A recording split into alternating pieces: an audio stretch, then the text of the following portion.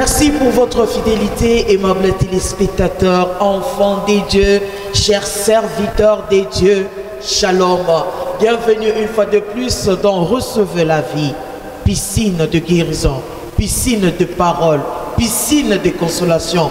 Au Koti, aux Alaki maladie, Zambe a péché le Lobanzambe et il y a des miracles qui s'opèrent. Nous, c'est la communauté Arche de la gloire de l'Éternel. Du côté Afrique, l'Arche est dirigée par le couple évêque Israël Monga, l'infatigable Nicolo Tokomo Bengaye, l'homme à la longue vie. Amen. Fada. Shalom. Shalom, maman. Shalom. Shalom. Comment vous allez? Non, nous allons à merveille. Amen. Une salutation, parce qu'il y a tant de téléspectateurs qui nous suivent. Vous pouvez leur saluer. J'aimerais dire à ceux-là qui nous suivent, soyez bénis. Alléluia. Et que la grâce de Dieu repose sur votre vie. Alléluia. Au nom de Jésus. Amen. Bunya, Kindu, Kananga, Mujimai, partout qui nous suivent, qu'ils soient bénis dans le nom de Jésus. Aussi, soyez aussi bénis. Prenez déjà votre cahier, prenez votre Bible. Nous voulons étudier la parole de Dieu. Mais on ne va pas seulement se limiter par l'étude d'aujourd'hui. Oui. Mais aujourd'hui, il y aura aussi une guérison. Alléluia. Alléluia. Alléluia. Donc, une prophétie révélée par la parole de Dieu. Alléluia. Wow. L'esprit de la prophétie, c'est la parole. Merci beaucoup. Peuple de Dieu, comme d'habitude, nous continuons toujours avec ces grands thèmes, la longue vie. Oui. Wow. Le mystère d'échelle. Oui. Alors, toujours avec l'infatigable l'homme de Dieu, Fada. Vraiment, vous savez qu'à travers vos prédications, oui, la parole de Dieu que le Seigneur vous révèle, oui, pendant cette période aussi des confinements, le oui, Seigneur se triomphe encore dans Alléluia, Alléluia. Quelle révélation dans la parole. Amen. Quel est votre secret, homme de Dieu? Maman, si je veux dire en termes simples, oui, tout est régi par la parole. Dieu a créé le monde par la parole. Oui. Dieu nous a sauvés par la parole. Dieu nous a engendrés par la parole. Dieu nous guérit par la parole. Dieu nous aime par la parole. Exactement. Mon secret, c'est, comme la Bible dit, en tout temps, que le vêtement reste toujours blanc et que l'huile ne manque pas. Je veille sur le vêtement, oui, et je veille sur l'huile sur la tête. La lignité émission bande sur le vêtement et l'huile sur la tête. Alors nous poursuivons avec... je ne sais pas dire si c'est la dernière série, mais nous poursuivons parce qu'on ne sait pas ce que le Seigneur nous réserve. Homme de Dieu, vous avez eu à parler la fois passée sur la longue vie. Est-ce qu'on peut avoir le rappel sur vos interventions de l'autre fois? Oui. Parce que n'oubliez pas l'échelle. Tout à fait. Parce que c'était terrible, aimables téléspectateurs. Comment voir quelqu'un qui passe nuit, qui met sa tête sur une grosse ou grande pierre, mais il a des révélations de l'Éternel. Exactement. Ceux-là qui nous suivent, soyez bénis. Amen. Nous avions parlé, nous sommes en train de parler sur la longue vie, maman Assi. Oui, papa. La longue vie, nous l'avons développée sous plusieurs angles. Et nous avons parlé, pour ceux-là qui nous suivent, nous avons parlé sur le facteur qui détermine la longue vie. Oui. Nous avons parlé sur les facteurs négatifs et là nous avons parlé sur les facteurs positifs.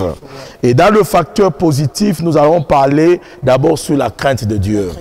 Et nous avons développé qu'est-ce que c'est la crainte de Dieu. Nous avons touché aussi sur la paternité, qui est le deuxième point pour permettre à quelqu'un de vivre longtemps. Nous avons parlé aussi sur le troisième point, c'est là que nous nous sommes attardés sur le droit lié à l'alliance. Nous avons défini la longue vie comme étant un droit qui est lié à l'alliance. Wow. Et c'était quoi encore l'alliance? C'est à ce niveau-là que nous avions parlé d'une alliance comme étant un engagement qu'a conclu un père. Et au travers de cet engagement, le fils accède à cette alliance comme un héritage. Et là, je m'aurais donné un principe. Oui. L'alliance d'un père ne devient pas directement l'alliance du fils, mais l'alliance du père devient un héritage pour le fils. Ça signifie le fils reçoit l'alliance comme un héritage. C'est le père qui a payé les prix, c'est le père qui a obéi et le fils le reçoit comme un héritage. Lorsque le père bénit le fils le reçoit. Là où le fils n'a pas payé le prix, il a un bénéfice. Là où le fils n'a pas payé le prix, il a un avantage. Et c'est ça le bénéfice de l'alliance. Alors, parce qu'il s'agit de bénéfice de l'alliance, c'était comment l'intervention où nous sommes arrivés jusqu'à l'échec? Nous allons juste lire parce que l'onction qui opère vient de la parole. Nous prenons la parole de Dieu. Nos Bibles dans Genèse 28, et nous allons lire à partir du verset 10. Écoutez cela que nous suivons, ce que dit la parole de Dieu. Jacob partit de Beersheba et s'en alla pour Charan. Il arriva dans un lieu où il passa la nuit. Le soleil était couché. Je signale que c'est la nuit. Il prit une pierre. Ce n'est pas quelque chose de tendre, mais quelque chose de solide, dont il fit son chevet. Il se coucha en ces lieux-là. Verset 12. Il y eut un songe, ça c'est fort. Voici une échelle, soulignez l'échelle, était appuyée sous la terre et son sommet touchait le ciel. Voici les anges de Dieu montaient et descendaient par cette échelle. Voici l'Éternel se tenait au-dessus d'elle. Il dit, je suis le Dieu d'Abraham, ton père, le Dieu d'Isaac. La terre sur laquelle tu es couché, je la donnerai à toi et à ta postérité. Ta postérité sera comme la poussière de la terre. Tu t'étendras de l'Occident à l'Orient, au septentrion et au midi. Et toutes les familles de la terre seront bénies en toi et en ta postérité. Verset 15. Voici, je suis avec toi. Je te garderai partout où tu iras. Je te ramènerai dans ces pays, car je ne t'abandonnerai point et que j'ai exécuté ce que je dis. J'aime le verset 16 et 17. Jacob s'éveilla de son sommeil et il dit, certainement, certainement, l'Éternel est en ces lieux et moi je ne le savais pas. Soulignez, je ne le savais pas. Verset 17. Il eut peur. Et il dit, ce lieu est redoutable. C'est ici la maison de Dieu. C'est ici la porte des cieux. J'aimerais me retarder sur le verset 16 et 17. C'est là qui nous suivent. La Bible dit, Jacob dit, il se réveilla dès son sommeil. Il dit, certainement, je n'avais pas l'information que Dieu était à cet endroit. J'aime ces versets, il dit, je ne le savais pas. Ça signifie, je viens d'acquérir l'information. Je viens d'être informé maintenant. Moi, je me suis jeté par hasard. Moi, j'ai dormi sans le savoir. Je pouvais dormir là, je pouvais dormir là, mais je suis venu exactement ici. Ça signifie, dans ma démarche, je ne le fais pas de moi-même. Il y a une main invisible qui m'a conduit jusqu'ici pour que je tire l'information. Donc, quelque part, Jacob n'avait pas la révélation de l'endroit où il s'était. Exactement, il s'est jeté par hasard. Et en se jetant par hasard, non, on ne peut pas se dire qu'il s'est jeté par hasard. Non, on dit que le Saint-Esprit l'a conduit là. Alléluia. Les enfants qui sont issus des alliances posent des actes sans le savoir. Comment ça? Ils font des choix sans le savoir. Mais leurs choix sont agréés parce que derrière leurs choix, il y a l'esprit de l'alliance qui le conduit. Amen. Amen. Ce n'est pas par hasard qu'il s'est retrouvé là. La Bible déclare à ce moment-là, vous voyez, il dit, je ne le savais pas. Et le verset 17, il a eu peur. Il dit que ce lieu est redoutable. Je ne savais pas. Ce lieu est redoutable. Il ne savait pas que l'endroit là où il dormait, c'était la maison de Dieu. Et puis il dit, c'est ici la porte des cieux. Et j'aime beaucoup, Maman Assi, cette démonstration. Lorsque vous regardez, Jacob s'est endormi quelque part qui était la maison de Dieu. C'était la maison de Dieu. Et à cet endroit-là, au même moment, c'était la porte du ciel.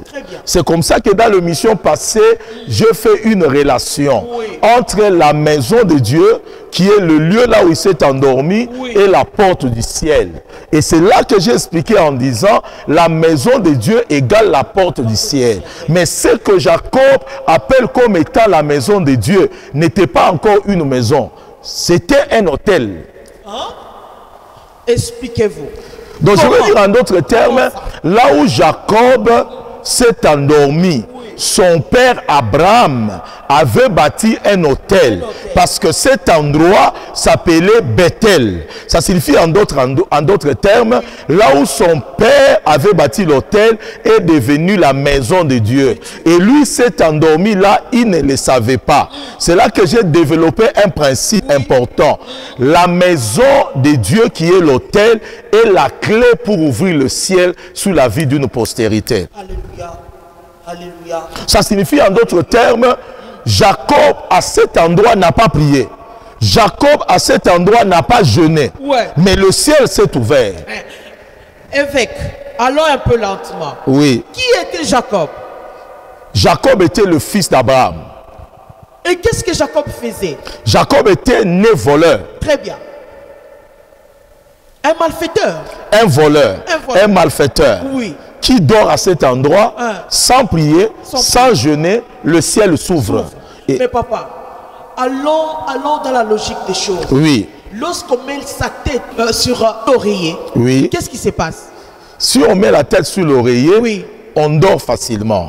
L'oreiller est tendre et ça nous donne la capacité de dormir. Mais papa. Mais lorsqu'on met la tête sur une pierre, normalement on doit avoir l'insomnie.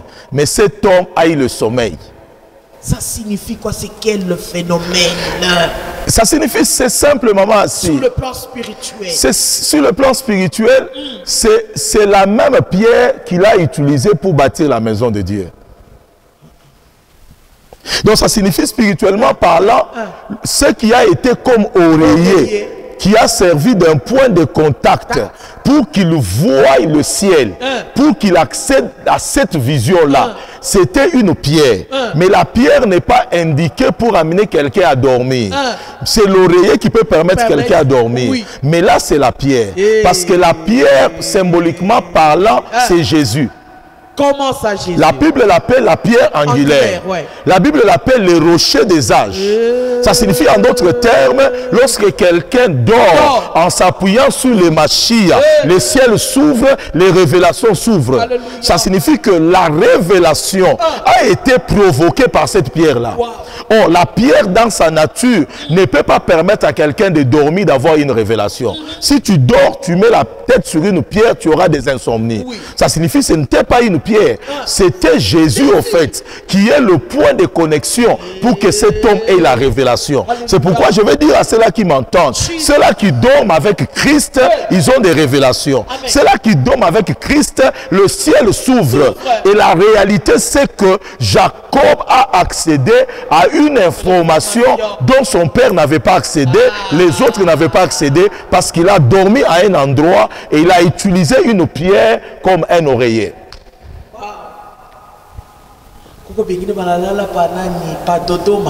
Exactement. Exactement. Ababupate. Dans des maisons où il y a des bons lits. Un lit terrible. Une maison terrible. Mais ils ont des insomnies. Parce que la vérité, c'est que Jésus n'est pas dans cette maison. Là où Jésus n'est pas, il y a des insomnies. Là où Jésus est, même si c'est dur, tu accèdes à la révélation. Amen. Il a vu la révélation. Oui. L'échelle. L'échelle. Christ était là. Oui. Et lui-même, il a donné même l'interprétation. Exactement. Mais lui qui était voleur, ça se passe comment? Ça signifie en d'autres termes, si tu peux résumer, notre objectif, c'est de montrer aux gens comment une alliance peut nous donner accès à quelque chose. Comment le principe d'alliance peut nous donner un droit. Abraham, c'est lui qui a bâti l'autel. Abraham, c'est celui qui a mis le sacrifice. Mais là où son fils est arrivé, pendant qu'il dormait, le ciel s'ouvre. Pour que ceux-là qui nous suivent comprennent très bien, c'est que pour que le ciel s'ouvre sous quelqu'un, il y a des choses à faire sous la terre. Lorsque le ciel s'ouvre sous quelqu'un et qu'il y a une échelle qui descend et que les anges descendent et ils montent, c'est un privilège. Le fait que le ciel s'ouvre, ça signifie qu'il y a possibilité que le ciel déverse une bénédiction sur la personne. Très bien. Oh, dans la Bible, quand est-ce que le ciel s'est ouvert, maman si? La première fois, c'est lorsque Jésus a été baptisé. Oh, le mot baptiso, c'est le symbolisme d'entrer dans l'eau et de sortir de l'eau. Et ça signifie, en d'autres termes, ça signifie mourir et ressusciter. Pour que le ciel s'ouvre sur Jésus, il devait passer par la mort et la résurrection. Ça signifie que le ciel s'ouvre, ce n'est pas un privilège pour tout le monde. Et vous voyez déjà qu'on l'a fouetté. Il a connu la douleur. Il est mort. Il a dit, mon père, pourquoi tu m'as abandonné? On l'a pris là où il était. On a failli couper ses pieds, mais ils n'ont pas coupé ses pieds. Ils l'ont pris, ils l'ont amené dans un tombeau. Dans le tombeau, là-bas, il a fait 3 jours. Après 3 jours, il est sorti. C'est alors que la clé d'ouvrir le ciel était là. La mort et la résurrection ont ouvert le ciel. Si nous prenons quelqu'un, dans le livre, plutôt la Bible, dans le livre de Malachie, quelqu'un travaille, il sue, il arrive, on lui paye son salaire, il regarde son salaire. Salaire de la douleur. Là où j'ai sué, mes enfants doivent manger. Au lieu de faire enlever l'argent de Minerva de ses enfants, il enlève la dîme.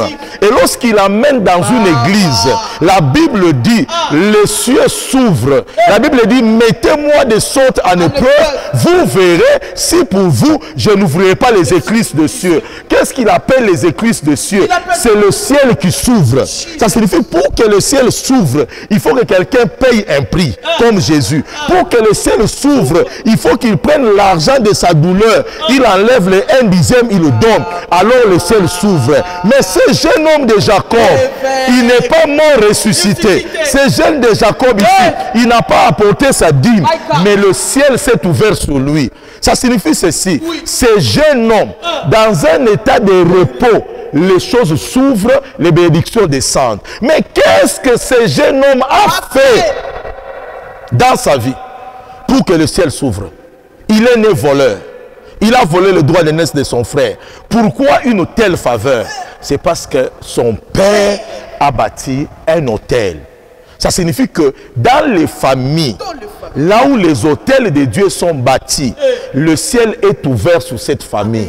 Bomonaka mariage Jésus ya pamba pamba, ba travail pamba pamba, ba faveur pamba pamba. Pendant que les autres pleurent et sont bénis. Vous vous posez des questions. Nous mangeons avec eux, nous sortons avec eux, nous critiquons avec eux. Mais qu'est-ce qu'eux ont fait pour qu'ils reçoivent une telle bénédiction? Le secret, c'est que c'est l'autel de leur père. Or, il n'y a pas d'autel sans alliance. Et il n'y a pas d'alliance sans autel. Ça signifie que Jacob a bénéficié du droit de l'alliance. Il a vu les anges descendre, les anges monter. Or, si quelqu'un aussi a bâti un autel du diable, sa postérité, le ciel s'ouvrira négativement. Les démons vont commencer à descendre sur une échelle et à monter. Ils vont descendre pour prendre leur mariage, ils vont descendre avec la mort, ils vont descendre avec la stérilité. C'est pourquoi je voulais dire aux gens, il ne suffit pas de dire, dans ma vie, moi je n'ai pas péché. Oh, moi je n'ai pas fait ceci. Tu peux vivre le malheur alors que tu pries dans une église, tu jeûnes dans une église, tu viens dans une veillée, simplement parce qu'une porte reste ouverte dans ta postérité. Waouh! Ça c'est un mystère. Et c'est pourquoi il ne faut pas que les gens croient que tout ce qu'ils subissent est lié à ce qu'ils ont fait, à ce qu'ils n'ont pas fait. Ils doivent veiller si dans leur famille, il n'y a pas d'autel. Parce que la Bible dit, là c'est la maison de Dieu, là c'est la porte du ciel. Là où il y a un autel, le ciel s'ouvre. Elle s'ouvre négativement ou il peut s'ouvrir positivement. Positivement pour ceux-là dont les parents ont servi l'Éternel, ils ont été serviteurs, ils ont bâti le temple de Dieu, ils ont fait des offrandes, ils le font pour leur postérité. Leur postérité sera endormie, on les appellera des ministres. Leur postérité, pendant qu'ils dorment, ils se réveillent, on leur dit vous êtes bénis. Mais s'ils ont bâti les autels de Satan, ils ne doivent pas oublier que les portes du diable s'ouvrent sur leurs enfants. Partout là où ils vont, ils verront des malheurs, ils verront des morts, ils verront des malédictions, des avortements, des chômages, des stérilités dans leur vie. Et leur postérité dira, nous étions là, on dormait, on n'a pas insulté quelqu'un, la mort est entrée. On n'a pas touché à la femme d'autrui. La mort est entrée. On n'a pas fait quelque chose de mal, le divorce est entré. Qu'est-ce que j'ai fait, maman? Johnny Koufiche Boana. Qu'est-ce que j'ai fait, maman? Johnny divorcé. Maman, nyone chez Moulifouania, nini. Ce sont des choses comme ça que les gens disent dans la famille. Papa, lorsque Abraham donnait les sacrifices, oui. Jacob n'était pas là. Jacob n'était pas là. Il n'était pas là. Mais il le faisait. Il le faisait. Le Seigneur. Exactement. Parce que derrière l'acte qu'il posait, oui, il y avait un droit d'alliance. Et nous voulons dire aux gens à ce niveau-là, il y a des gens qui vivent une longue vie, oui, il y a des gens qui vivent une courte vie, pas parce que simplement ils obéissent à certains principes, mais s'ils viennent des familles là où il y a eu des pactes, il y a eu des alliances démoniaques, leur vie peut être raccourcie, même si eux-mêmes font de bonnes œuvres. Parce que vous parlez de la vie courte et de la longue vie, oui, il y a eu des personnages aussi de la Bible que vous avez eu à énumérer, qui ont une longue vie, oui, oui, comme je l'ai dit la fois passée. Jacob, c'était comment avec lui? Jacob, contrairement à Abraham, je l'ai expliqué la fois passée, Abraham est mort à 175 ans. Oui. Et vous devez le retenir bien le chiffre. Mais lorsque Isaac est venu, dans Genèse 25, 28 à 29, oui, il est mort à 180 ans. Vous voyez déjà que Isaac était un prince. Un prince, ouais. Il n'a pas cherché la dot, non. On a marié pour lui. Ouais. La bénédiction, on lui a donné. Il n'avait pas à se cafouiller avec quelqu'un d'autre. Jacob, on devait dire, est-ce que c'est Esaü ou bien Jacob? Il devait se battre. Même dans le ventre de Rebecca, il a senti que les enfants se battaient. Alors que Isaac, lui, alikuwa ye mwenye mtumbo ya baba yake. Azalaki ye moko na libumwa mama na ye. Akoki kobundana mutu te. Donc Isaac était un prince. Il ne se cafouillait pas à manger. Oui. Il mangeait librement. Il mangeait librement. Tout dans le congélateur était pour lui. Ça ne posait pas un problème de lutter. Mais après lui est venu Jacob et Esaü. Depuis le ventre de leur mère, ils ont commencé à se battre. Et pendant qu'ils étaient en train de sortir du ventre, l'autre a attrapé le talon de son frère. Donc ça signifie que donc ça a commencé là-bas. Donc il y a des gens qui sont nés dans des familles là où il y a une lutte. Mais cette lutte-là, c'est là qui remporte cette lutte-là. C'est là qui comprennent la révélation de Dieu. C'est fort. Waouh. Là c'est avec Isaac, qui a vécu au-delà de son père. Son père à 175 ans, lui est allé à 180 ans. Oui. Maintenant, lorsque Jacob est venu avec Esaü, il y a eu des luttes. Ce n'est pas Dieu qui avait dit à Jacob que tu vas mourir à 147 ans. Ça signifie que Abraham, 175 ans, Isaac est monté 5 ans de plus, mais son fils Jacob, au lieu d'aller à 190 ans, il est descendu plus bas que son père, plus bas que son grand-père. Alors, dans cette émission, sur une longue vie, nous sommes en train d'étudier et de découvrir les principes bibliques qui peuvent augmenter l'espérance de vie, qui peuvent le diminuer. Quand bien même que dans la même famille, il y avait une alliance d'une longue vie, lui est descendu vers 147 ans parce que sa vie a connu des luttes. Et ces luttes-là ont commencé depuis le ventre de leur mère. il y a des gens qui naissent déjà dans des problèmes. Shikuba na muzala, corona na kuya.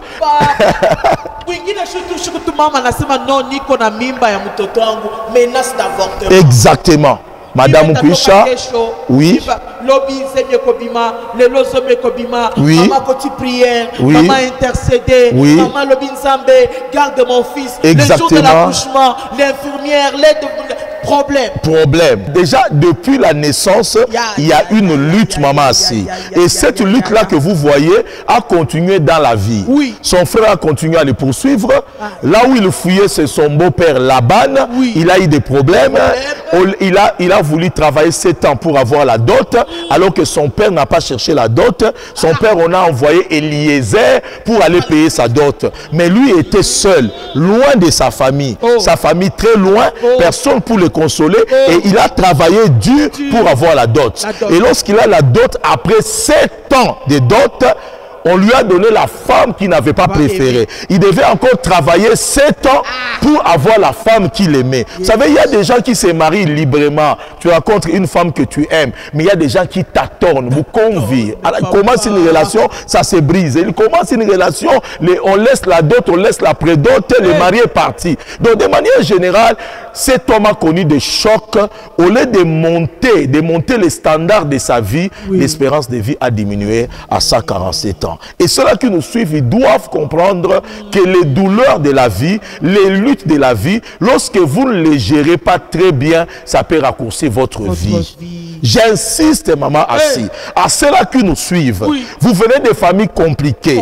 Vous êtes orphelin de père et de mère. Vous avez un père qui vous a abandonné dans la rue. Le problème, ce n'est pas pourquoi il m'a abandonné. Le problème, ce n'est pas qu'est-ce qui est arrivé pour que moi je vive en dehors de la maison. Le problème de réaliser simplement que cela est arrivé, comment gérer mon cœur, là où on m'a abandonné, comment je peux réussir. Surtout période de confinement. Oui. Anashinda, kaji bana mtosha. Oui. Anafika kunyumba bibi anamuima biote. Oui. Ule muntu watu nasema cœur. Oui. Iko nenda na kufunga. Oui. Tension inapanda. Oui. Aneshiwa. Oui. Ule muntu ule na yeye. Je n'ai pas comme épreuve. Exactement. Mais le vrai problème c'est quoi? Oui. Le vrai problème, comme je peux expliquer aujourd'hui, parce que nous allons toucher aussi à Moïse, parce qu'il y a aussi des leaders. Exactement. Des situations difficiles. Ça a diminué. Si tu me suis très bien, maman. Moïse, papa. Moïse parlait avec Dieu. Exactement. Il a vu même les dos de Dieu. Quel privilège. Moïse est né au travers d'une alliance aussi. Il a été circoncis. Et lorsqu'il devait aller attaquer l'Égypte, accomplir sa mission, son fils Gershon, qui n'a pas été, qui était son fils à lui, sa femme était obligée de couper les prépuces pour introduire Moïse dans l'alliance de sang. Il dit, tu seras pour moi un mari de sang à cause de la circoncision. Ça signifie à ce moment-là, il a introduit dans une autre dimension de l'alliance que j'aurais expliqué plus tard, qui est l'alliance de sang. Abraham aussi a eu l'alliance de sang, parce que lorsqu'on a coupé la circoncision, le sang a coulé. Maintenant, cette alliance-là, c'était pour que le sang de la famille puisse couler, afin qu'au travers cette alliance-là, qu'ils aient une longue vie. Très bien. Et la vérité, c'est que lorsque Moïse est mort, Moïse n'est pas mort à 175 ans comme Abraham, il n'est pas mort à 180 ans comme Isaac, il n'est pas mort à 147 ans comme Jacob. Moïse est descendu à 120 ans. Pourquoi? Qu'est-ce qui a poussé Moïse? Pourquoi il est descendu à 120 ans? Parce que sa vie aussi a connu des problèmes. À la lumière de la parole de Dieu, Moïse était un leader. Et Moïse devait conduire le peuple. Dans Deutéronome 37, verset 34, verset 7, la Bible montre la date où Moïse est mort. Et lorsqu'il est mort, la Bible déclare qu'il pouvait vivre au-delà. Mais si vous regardez la vie de Moïse, vous allez voir dans le livre des Psaumes 136, verset 33. On peut lire. Voilà, on peut lire. Vous allez voir pourquoi Moïse n'a pas vécu longtemps. Mais ça m'étonne, frère. Oui. C'est là que nous suivons, soyez bénis. Amen. Le verset 33. Voilà. Psaume 106, verset 33. Écoutez ce que dit la parole de Dieu. Ouais. La Bible dit, à partir du verset 32, Ouais. ils irritèrent l'Éternel auprès des eaux de Mériba. Moïse fut puni à cause d'eux. J'aimerais souligner ça. Moïse fut puni à cause d'eux. C'est le peuple qui a poussé Dieu à punir Moïse. Moïse n'avait pas un problème. C'est le peuple qui a amené Moïse à être puni. Ça signifie que tu peux être un leader. Oui. Tu diriges le peuple. Oui. Si tu n'as pas la sagesse Oui. pour conduire ces peuples-là, toi tu peux ne pas entrer. Ces peuples-là entrent. Là, c'est un très juste révérend. Oui, mais là, regardez le verset 33. Comment Moïse a été puni? Comment? La Bible dit, ils aigrièrent son esprit. Très bien. Le mot utilisé signifie que son esprit a reçu un choc. Son esprit a reçu un poids. Son esprit a été oppressé. Et la Bible dit, il s'exprima légèrement des lèvres. Qu'est-ce qu'il dit qu'il s'exprima légèrement des lèvres? Ça signifie lorsqu'il a pris le bâton, Dieu lui a dit, tu vas frapper le rocher. Oui. Lorsque tu vas frapper le rocher, oui, tu vas frapper une seule fois. Mais lui est arrivé, il a dit, est-ce que de ces rochers peut sortir de l'eau? Il a parlé avec légèreté. Il a parlé avec incrédulité. Oui. Maintenant, au lieu de frapper une fois, il a frappé deux fois. Or, qu'est-ce qui signifie le rocher? Le rocher signifie Jésus. Frapper le rocher, c'est l'œuvre de la croix. Là où Jésus a été frappé. Maintenant, en d'autres termes, ça signifie d'appeler Dieu. L'œuvre de la croix devait se passer qu'une seule fois. Elle ne devait pas se passer deux fois. Mais lorsque lui a frappé deux fois, il a retourné Jésus deux fois à la croix. Or, Jésus ne peut pas rentrer deux fois à la croix. Il devait passer une fois à la croix, l'humanité devait être sauvée. Donc il a fait ça sous la colère. Sous la colère. Sans oublier que l'acte qu'il posait, c'était un acte prophétique qui devait déterminer ce qui devait devenir après. Il y a certaines personnes, les actes qu'ils posent, ils croient que ça les engage qu'eux-mêmes, alors que ça a la répercussion sur la postérité. Très bien. Et lorsqu'il a posé cet acte-là, Dieu a trouvé qu'il a commis une erreur. Il a dit, parce que tu ne m'as pas sanctifié devant le peuple, regarde la terre promise, tu n'entreras pas. Mais qu'est-ce qu'il a poussé à frapper deux fois le rocher? C'était son esprit a été étouffé, a été oppressé par ce que le peuple a fait. C'est pourquoi il y a certains dirigeants, qu'ils soient des autorités, ils ne doivent pas prendre des décisions à la légère qui peut engager l'avenir d'une région, l'avenir d'une nation. Parce que l'état de l'esprit doit être protégé. Parce qu'il y a ce qu'on appelle l'oppression. Ça signifie en d'autres termes... Et là, l'oppression intervient encore. Ça signifie que le peuple a été oppressé. Le peuple avait besoin de manger.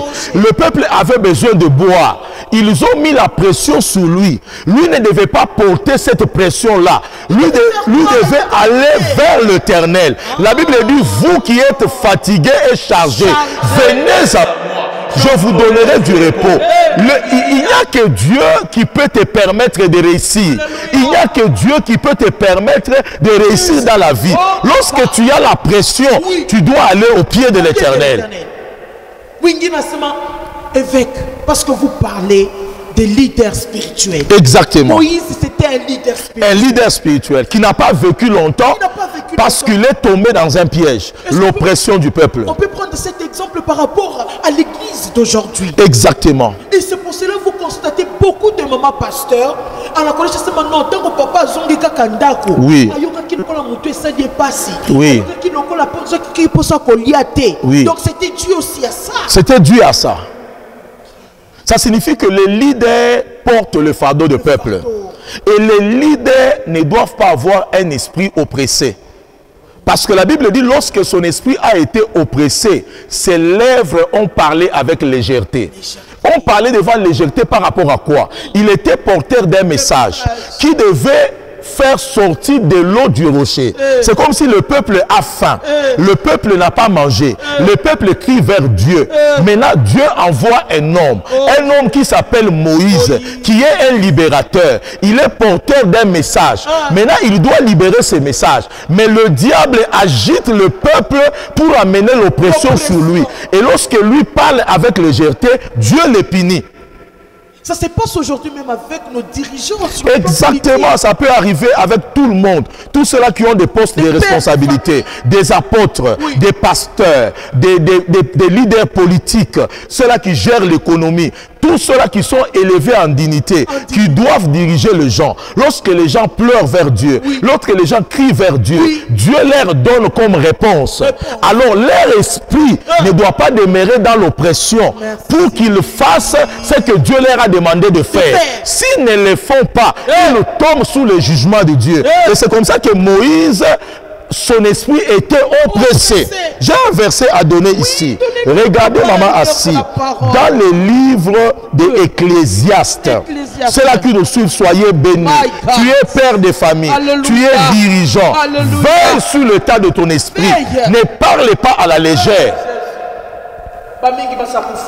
Moïse n'est pas mort parce qu'il a commis du mal.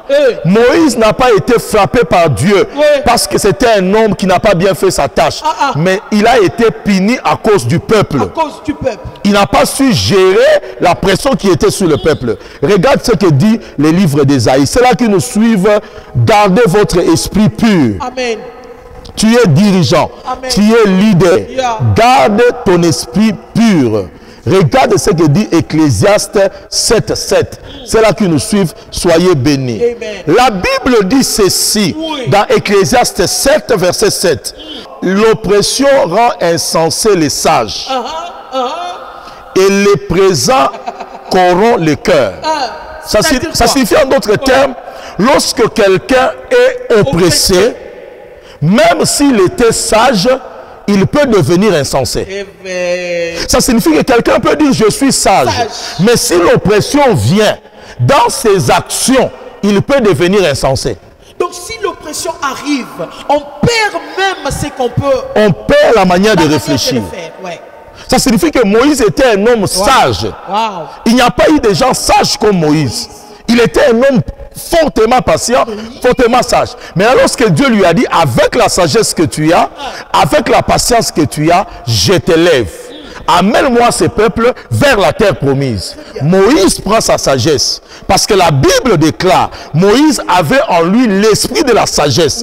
Lorsqu'il a imposé les mains à Josué, Josué a reçu l'esprit de la sagesse. Un homme sage a été établi comme leader. Mais pendant qu'il conduisait le peuple, le comportement du peuple l'a corrompu.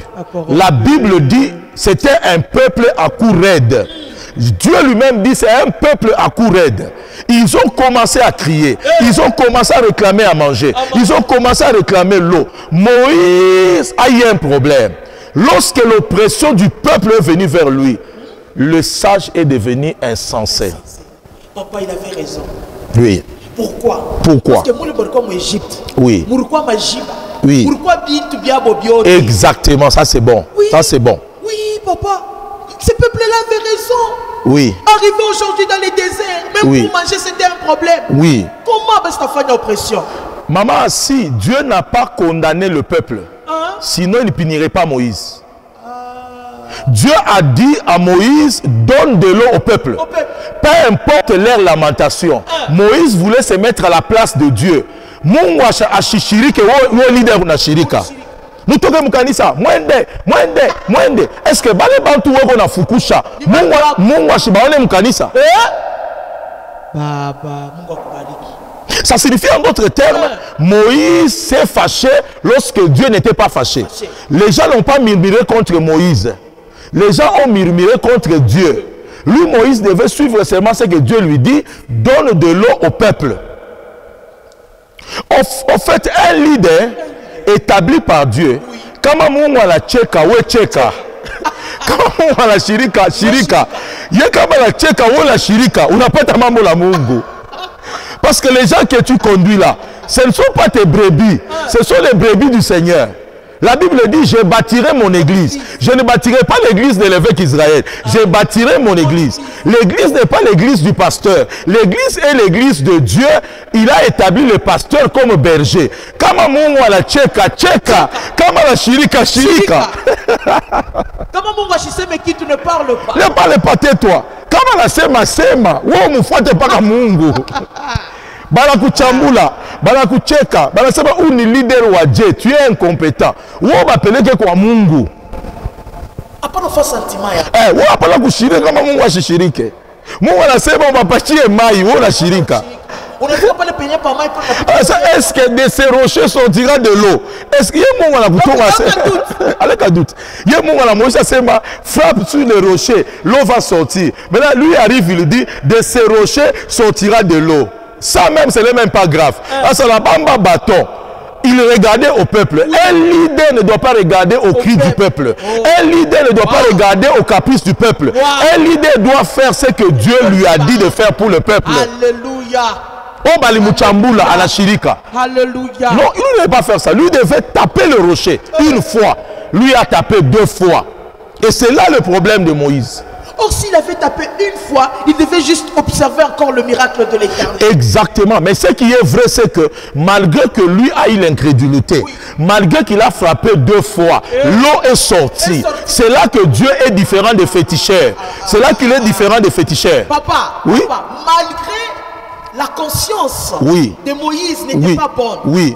Mais le Seigneur est descendu, il a agi. Exactement.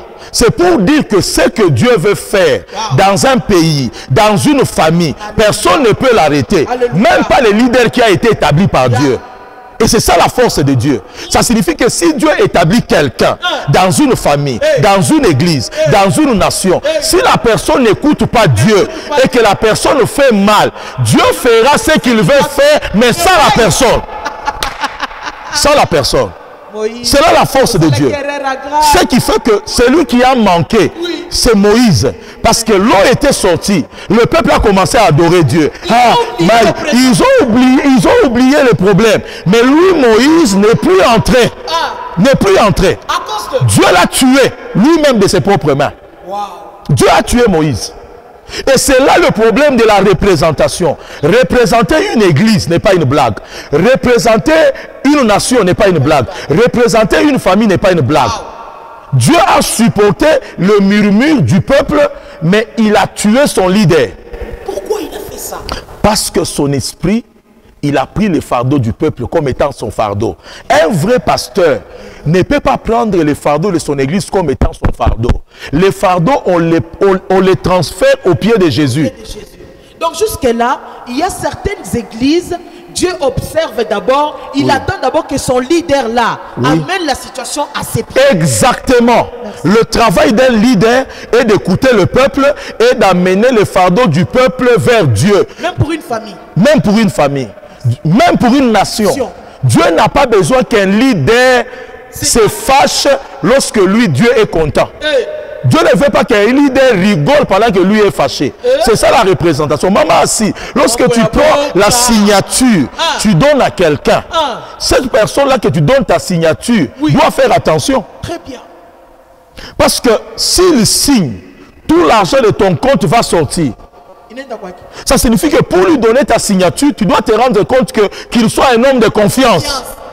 Ce qui fait que quelqu'un qui est un leader doit être un homme de confiance. Là, vous êtes avocat maintenant. Exactement. Parce que Dieu a puni Moïse. Moïse n'a pas vu la terre promise parce qu'il n'a pas bien représenté Dieu. Dieu demande aux leaders politiques, aux leaders ecclésiastiques, aux leaders familiales de bien le représenter. Je répète bien, c'est un message de Dieu. Amen. Dieu demande à nos leaders politiques de bien le représenter. Amen. Il demande aux leaders ecclésiastiques, les pasteurs, les apôtres de bien le représenter. Il demande aux leaders familiales de bien le représenter. Je parle aux parents. Représentez bien Dieu devant vos enfants, devant vos familles. Je parle aux pasteurs, aux évêques. Représentez bien Dieu devant son peuple. Je parle aux politiciens. Représentez bien Dieu devant le peuple. Parce que tout pouvoir vient de l'Éternel. La Bible dit, il renverse des rois, il renverse des pasteurs, il il renverse des chefs de famille. Et c'est ça le message de Dieu au travers ça. Pourquoi les leaders ne vivent plus longtemps? Pourquoi? Ils meurent. Parce que c'est à cause de ces problèmes-là. Pourquoi les pasteurs commencent à mourir? C'est à cause de ces problèmes-là. Pourquoi les chefs de famille commencent à mourir? Un père qui abandonne ses enfants, qui abandonne ses parents. Un père qui devient un mauvais modèle pour sa famille. Maman, si je peux encore le dire, nos enfants n'ont pas besoin qu'on paye pour eux les minervales chers. Ils n'ont pas besoin qu'on les mette dans de bonnes écoles. Ils n'ont pas besoin qu'ils mangent bien. Nos enfants ont besoin de modèles. Un papa modèle. Des poteaux indicateurs. Une maman modèle. Wow. La génération qui vient ont besoin de modèles. Des gens qui servent et qui laissent des traces à la génération.